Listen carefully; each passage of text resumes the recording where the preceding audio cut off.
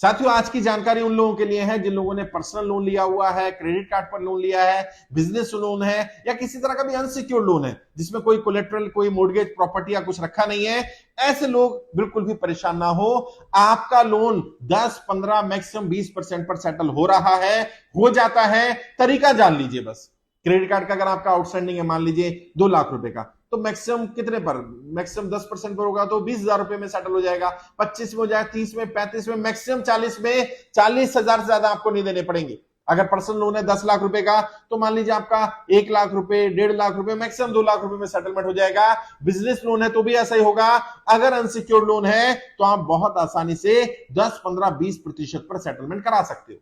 अब कैसे कराना है? सबसे पहली बात तो सेटलमेंट के लिए जब तक बैंक की तरफ से ऑफर ना आए, अपनी तरफ से ऑफर मत देना। क्योंकि अगर आपने अपनी तरफ से ऑफर दिया कि मैं लोन सेटलमेंट करना चाहता हूं, मैं क्रेडिट कार्ड का अमाउंट सेटल करना चाहता हूं, तो ये माना जाएगा विलफुल डिफॉल्टर हैं। विलफुल डिफॉल्टर का मतलब है आपके पास पैसा था लेकिन आपने जानबूझ करके डिफॉल्ट किया। किसको? आप पैसा मारना चाहते हैं, आप पैसा नहीं देना चाहते। ऐसे केस में बैंक ज्यादा रियायत नहीं देता। अगर मान लीजिए आपका आउटस्टैंडिंग 2 लाख रुपए का है तो बैंक कहेगा ठीक है हम 20% छोड़ देंगे, 30% छोड़ देंगे। और कई लोग मान जाते हैं इस पर 20% पर, 30% पर, और वही बैंक एक दिन में नहीं बोलता। बैंक उसके लिए भी समय लगाता है कि ठीक है मैं अप्रूवल लूंगा, ये लूंगा, वो लूंगा। कोई